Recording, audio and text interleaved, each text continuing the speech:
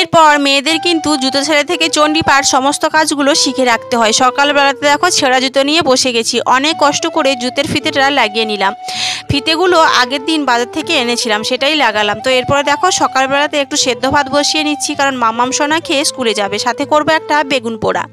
Finally মেয়েকে খাইয়ে দাইয়ে দেখো স্কুলে দিয়ে তারপরে কিন্তু আমি গেছিলাম একটু বাজারে। বাজার থেকে এনেছি ছোট মাছ। এখন মাছগুলোকে কেটে ধুয়ে নুন হলুদ মাখিয়ে নিয়েছি, আর দুপুরের রান্নাটাও বসিয়ে দিচ্ছি।